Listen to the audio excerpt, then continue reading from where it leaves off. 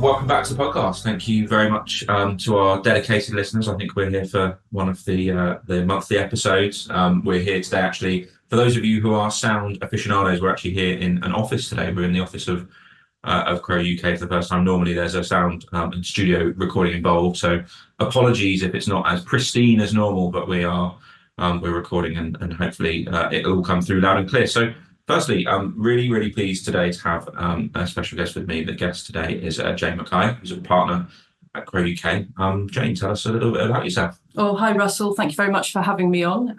So I'm a tax partner at Crowe U.K.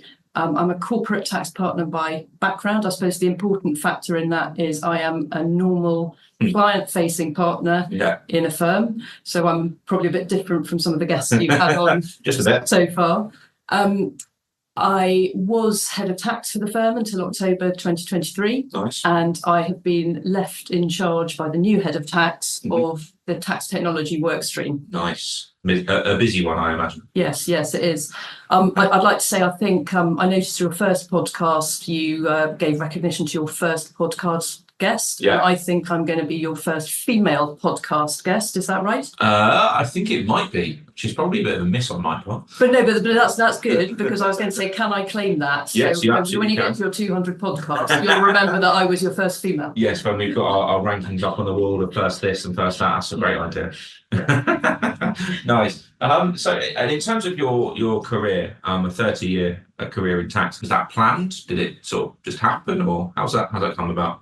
Well, I think like most people in tax, I didn't really sort of set out with an ambition to become a tax advisor. It happened in quite a mundane way, which is that I left university, it was actually in a recession. I was probably a bit lazy about looking for jobs. And one of my friends had started as an audit trainee in one of the big four in London. So I asked her for a brochure. I read it. Yeah. The tax looked a bit more interesting than the audit. Yeah. So I applied. I think I was one of the first lot of tax ACA. So I'm a chartered accountant, but I worked in tax for my whole career. Nice. Excellent. And we'll go straight to something I think is really excellent, a recent award win. We were both at the same awards dinner. We'll talk a little bit about that later. But you recently won Tolley's Tax Mentor of the Year. So firstly, absolutely a big congratulations. It was quite a long shortlist, quite an esteemed thing to win. But I guess tell me a little bit about that. Tell me a bit about your role as a mentor. Yeah, well, firstly, thanks very much for congratulations, and congratulations to Tax Systems too, because you were also award winners on the night. So I guess it was a real surprise to be nominated, actually, but it was really nice feedback for something that's been very important to me throughout my career. I think when I look back, I have had some really great people to work with in my career. And I think particularly sort of at the very early stages, I have really just done for others what they did for me at the beginning. And that is taking the time to explain the why you're being asked to do things. Because, when you're a junior person coming through the ranks in tax, a lot of it feels quite sort of process and isolating. Yeah. And actually understanding why you're doing it, how it fits into the picture is really important and motivating. I think they also had a tendency to expect a lot from me. And they forced me to form a conclusion and analyse the data and actually reach a conclusion and give some advice. And then if my advice was wrong, they'd explain why they came up with different advice. And that's something I've carried on, because I really think being a good tax advisor does involve, not sitting on the fence and actually being prepared to give advice when it's needed. That's quite a good mindset to have. I think there's a few different disciplines that could apply really nicely to, because I think tax is definitely, I know we see it day to day, we've seen it's one of those areas where, well, it could be this or it could be that. Actually, we did our conference a couple of weeks ago and we asked a poll question around sort of how would you classify something by tax? And I think I gave 4 options, and at least one person ticked every single option. So it's one of those things that actually, if you can get off the fence and make a call, that's probably a good thing for you and your clients. Yeah, and I mean, I think it's quite interesting, even in parts of tax that you think are really process driven, there are still those sort of judgments that you almost make instinctively. So kind of like almost in the context of this conversation about AI, starting to recognise when you're making those judgments Yeah. in these what seem like processes. We had a case last week or the week before where we had an interest expense in a company. Yeah. Well, actually, we kind of all knew how to deal with the interest expense, but underlying that was that it wasn't actually a non-trade loan relationship debit because of the context of the business that the client was in and because of the nature of that interest expense in that period, etc. So, I think it's always it sort of stood me in good stead to stand back and think about the why. Yes, and one of the things we'll talk a little bit about is around how do people who haven't got all of that experience and the know-how from having done it before, how do people do that in a world where some of the machines are going to come along and take some of these roles on? But I guess just back to the awards, actually, because to me it was fascinating. I think there were 72 tables at that awards dinner, and they're all tables of 10. So we're talking over 700 people there in the room. And I think, I think this was my 5th or 6th Tolley's Tax Awards over the years. It's definitely grown. It's probably 400 or so when I first went, and now nearly double that. I guess, what do you think that tells us about the tax profession, that you've got 700 people in a room, all on a Thursday night, all in black tie? Yeah, well, I thought it was quite funny, and I did sort of wonder if the number of attendees at the dinner was sort of rising proportionately with the number of pages in tax legislation. There'll be a graph there somewhere. Yeah. But I suppose what it tells you is that the tax profession is quite large because tax is really complex and getting increasingly complex, and with the sorts of developments you're involved in, there's a whole new kind of layer of tax skills that are needed to service our profession. Nice. Yeah, I was just fascinated the number of people that are there, and of course there is still not everybody knows everybody, but there are a lot of people I certainly knew that I was walking through, but then equally just the sheer number of different types of businesses with names you even heard of, or maybe some of them didn't even exist 5 years ago or 10 years ago. So it's quite nice to see. And everyone certainly had a good time, although I turned up at entirely the wrong Hilton.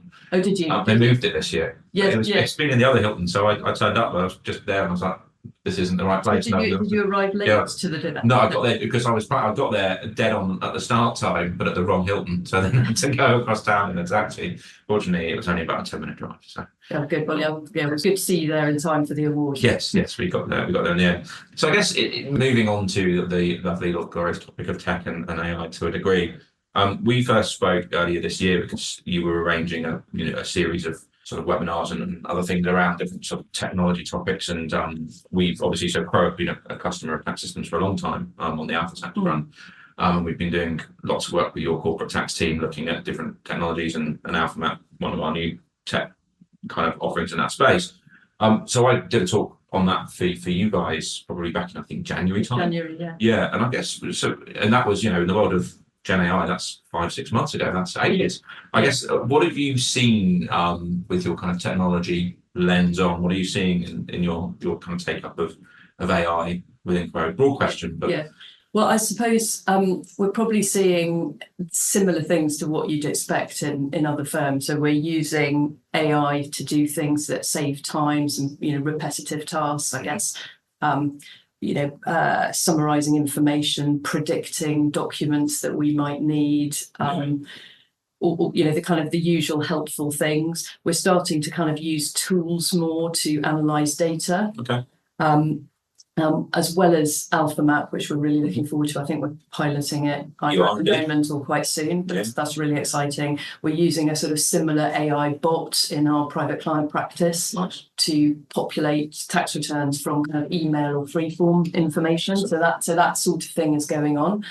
I think the other thing that's sort of going on is really the kind of winning hearts and minds aspect of it, because what we're finding is that the more people start to use AI and sort of see what it can do, the more imaginative they're getting as to its potential and how else they could use it for, simple cases. I think there'd been a sort of blockage about the idea that there was going to be this sort of, one big solution that would solve everything. Yeah. And I think people are now sort of being quite experimental and creative about how they're looking to use it. Which is really good. And I think you're right that, people went through that big sort of hype, oh my God, it's going to change everything. And then people have gone through that, but actually, how does this work in practice? And I think a lot of people are still in that phase of going, well, it's been around a year now and we've not really done anything with it that's of any use and kind of not really sure where to go with it. So the fact that people are getting out there and experimenting is really good to hear. And there's loads of different ways you can do it. So yeah. And I guess in terms of, you've been around in tax for a little while, and you'll have always been kind of, you would have heard probably over the last few years, or maybe even more than the last few years, that technology is advancing at a blistering pace, and how does everyone possibly keep up with that? I guess, what's your perspective on that, given the time you've been working in tax? So it's a really interesting question. I think it's probably true. I think it's kind of got to be true, because that's what everybody's saying. I do think it's quite interesting that a lot of the commentators on the speed of change are millennials, or even Gen X people. Mm-hmm. And I do wonder whether actually the Gen Z, who are sort of probably the main users of all of this, are less phased by it. Mm-hmm. And I had an example recently with one of our trainees, not particularly experienced in tax, where I probably really patronisingly tried to explain to him, exactly how I wanted a sort of scenario calculated and how he should use Excel, etc., to do it. And he sort of looked at me and said, yeah, he could do that. And he sort of said, maybe I should just write a program to do that. Yeah. And it hadn't even really occurred to me that he would be able to it would be quite straightforward for him to, once he understood what I was trying to do, just like whiz it off in a different way. Yeah. So I think it is changing really fast. But I also think, when I look back to the start of my career, I joined a Big Four firm in London, and I probably spent most of my first year writing letters to the revenue, on a piece of paper that said, dear sir, I'm appealing this assessment on the grounds that it's estimated and not in accordance with the true liability. And I've still managed to become a tax professional, whereas, you will have started your tax career and other people will have later, and they certainly weren't doing that. Yeah. So I think it is changing really fast, but I feel quite confident that most people will keep up, and and the impact it has, will kind of evolve with it. Yeah, and I think it's an interesting thing as well, isn't it? Because the number of times over the last 18 months I've heard, well, we can't use this for this, it won't work for that, you can't possibly use this ChatGPT for tax. And as well, actually, I'm always reminded, well, I think, when Google first came around, people were saying you can't possibly Google the answer for tax, but nowadays you wouldn't dream of not using Google for looking for stuff. So I feel like, when you wind the clock forward 5 or 10 years, well, this stuff will all be absolutely just part of the furniture, really. It won't actually be new, and then I'm sure there'll be something else that's come along that does something even more. And I think the thing I discovered recently that you probably know about is the Gartner hype curve. You see, I love that, and in fact I love the words that I found with it, which is the peak of inflated expectation, and then the trough of disillusionment.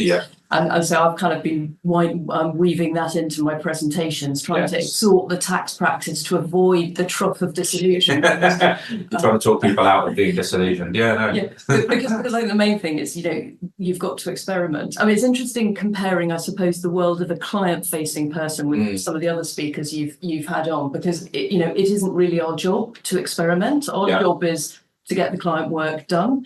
So there has been a bit of a mind shift in actually trying to persuade people that it's a good idea and okay to play around a bit with this, just to see what's possible, even if it doesn't immediately sort of convert into something that's chargeable on their timesheet. And is that's a really interesting one. I'll probably ask another question off that. So where effectively, you've got a client, they're used to paying you whatever they pay you for whatever services they get from you.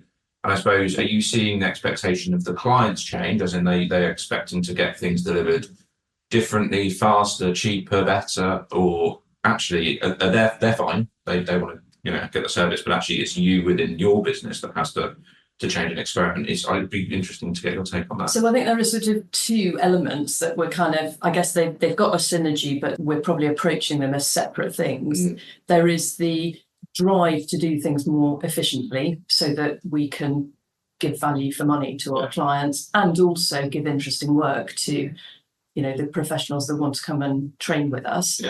And also recognizing that if we don't buy into those efficiencies, and we're doing kind of reasonably automatable work, that will become obsolete. So we've got to do that.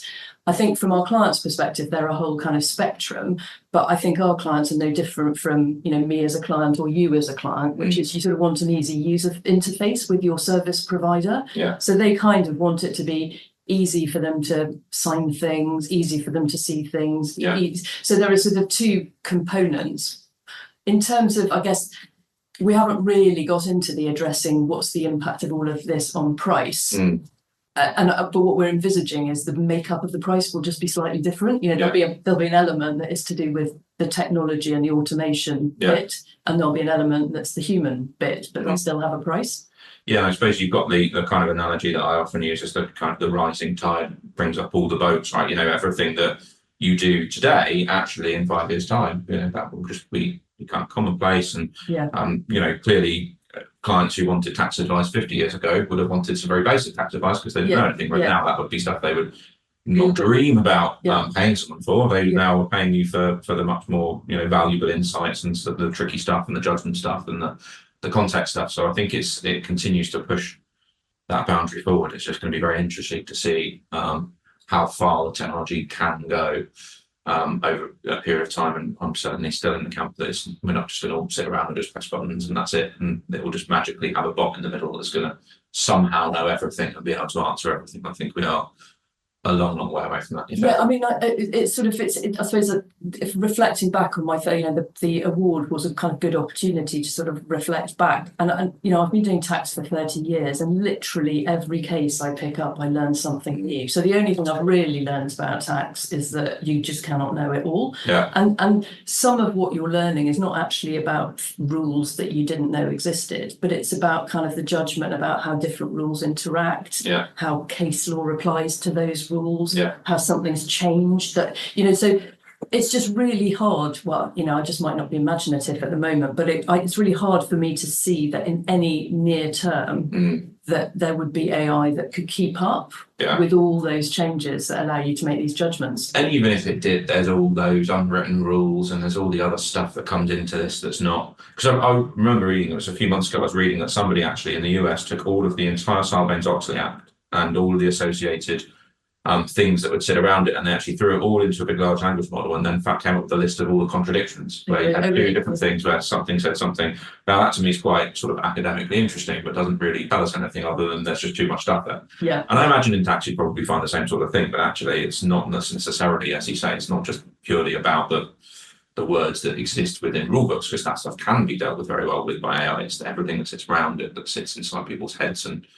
accumulated knowledge and all the rest of it. I think it's fascinating. Yeah. No, I think it's really exciting. I mean, I suppose that the bit that has been a sort of, again, thought-provoking in terms of what's going to happen to people working in tax, what kind of people are they going to be, was just thinking about are they different skills? Are the graduates coming in and the school leavers, are they going to have different skills? And one of the questions I did you'll be pleased to know, very, very scientific poll the other day, which was basically I asked everyone who was within shouting distance of me. I'd been asked at a career fair whether you needed to do maths A-level to work in tax. And I sort of, I thought back to the beginning of my career and was thinking, there were people coming and doing tax who sort of had, degrees in French and, completely unrelated things. But I don't know, because actually a lot of what we do day to day is quite sort of logical and mathsy. Yeah. And I did the straw poll, and actually all the sort of people around me had got maths A level. Coincidentally, the one person who hadn't was someone of my sort of age. But I was also then thinking, the most subscribed university degree, I think, is computer science at the moment. I think it's 10 applicants to one, and French courses are sort of struggling to stay open. Yeah. So there's a sort of natural change that's happening to kind of fill the demand that we need for these roles. And it has been actually, because I've not been now in that side. I spent 10 years in the Big Four, but I've been out of the Big Four now for 5 years or so. Well done. And it's now you've got break for it. But it's been really interesting to see, and not just the Big Four, but everyone actually dropping the very kind of strict criteria for this many UCAS points and this degree from this university and these kind of subjects, because you're totally right. I don't think that it's even just on AlphaMat, the most recent developer we've had working for us is a guy who has a undergraduate and a postdoc in opera.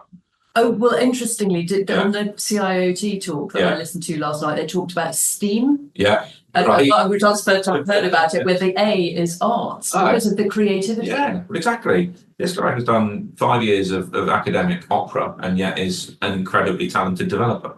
So to me, yes, you find there might be a correlation between, yes, of course, if you've done a computer science degree, you're on average more likely to be a good developer because you've studied it. But equally, it's not a prerequisite. So it's good to see, and lots of different routes into businesses now. It's not just about the kind of classic A-level university. It's there's lots of different ways to join our profession. And I guess as we talked a bit more about this, how do we as a profession, and how do you, I suppose, as Crowe, make sure that you're enticing the very kind of best talent into your business? Because it's a competitive world out there. There's lots of very smart people, and there's lots of different industries now that maybe there weren't a few years ago. So how do you make sure that people coming through your doors are the right people? Well, it's quite a challenging question. I mean, I was sort of thinking, do I agree with the premise? Because actually, I think it's quite an interesting career, and it's high profile in a way that it wasn't for many years. I mean, we've got the tax seems to be, we've got an election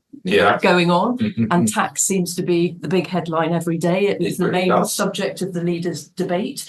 And I think working in a profession that is so overtly relevant to everybody's daily decisions probably helps attract people. I think a lot of these advances we're talking about and the opportunities to be creative and change what you do subtly but over a period of your career are very attractive, and you get a professional qualification if you get paid to train. We don't have a problem at the moment, but I think there are lots of different opportunities around, but I feel confident that there is enough appeal to the role that we'll still be able to attract people. I guess maybe it is a bit unfair of me to sometimes I think tax can be a bit badged as a bit uncool compared to maybe working in Shoreditch and working for a tech startup. But equally, I think you're probably right. You're absolutely, the leaders debate, watched it earlier in the week, and every single headline, or certainly every other headline at the minute, is all about, okay, what about this, what about that, trying to sort of joust on points of tax. So it must be quite interesting on your side of the fence, seeing what that actually then turns into. We're certainly going to see some changes over the next few months. It feels like. And I guess the question I ask, I've asked it a few times, and I ask it because I don't know a good answer to the question, and that's why I ask it. It's we are now in the world of co-pilots. Co-pilots is one of the words or the phrases that kind of comes out a lot when we talk about generative AI, and of course Microsoft have their own co-pilots and all the rest of it. But the big question I get asked is, how do we, in a world where you've now got lots of co-pilots, or indeed will continue to have lots of co-pilots, the way that people used to learn to be pilots is they'd go and become a co-pilot, then they'd become a pilot. So how do you train people to become, the pilots of the future partners of Crowe and all the rest of it, when in theory co-pilots are going to take up a bunch of this work? How do you do that? So it's a really interesting question. It goes back to something I said earlier, which is that you and I went through very different set of early years training. We will have done completely different things in our first 2 or 3 years, but we've made it through to being, tax technical people. You even if you're not doing the tax technical bit in your day-to-day job, you made it through. I suppose what I see is that the ladder that people will climb up will probably be a different ladder. But they'll still be able to climb up a ladder, and actually probably the destination will be slightly different from what is required too. I think it does mean we have to think harder about how do we give them the skills to, if they're not actually putting together, so in the way that I would have had to go to a library, look at paper books, write a Word paper, and somebody now might just sort of ask AI to give them a summary of business asset disposal relief. We will have to think about how do we make sure they've got the critical thinking skills to analyse a set of complex data and form a judgment. But I think it's only the process of actually collecting the data that's going to be very different. No, that's really interesting. it's quite refreshing, to be honest. So, because sometimes it can be all a bit doom and gloom. Of everything's gonna change. We're only need 3 partners, and everything's just gonna press a few buttons. And I think I might be an optimistic fool, but I guess I look back over my 30 years and I think of the number of times, that pay and file, and then corporate tax self-assessment. All these changes that seem to be massive at the time, and actually we sort of evolve. Yeah. So I feel confident, but maybe foolishly so. I don't think it's foolish. So I think the confidence is well founded, and you are right. I think how tax has worked will have changed, and will continue to change, and it's just about taking the new tools that we have at our disposal and using them in the right way. Yeah. Rather than anything else. Well, thank you very much for your time. That's been fascinating, and really appreciate you coming on the podcast. Thanks very much for asking me to come on, and I look forward to listening to the next 200 episodes. Thank you very much.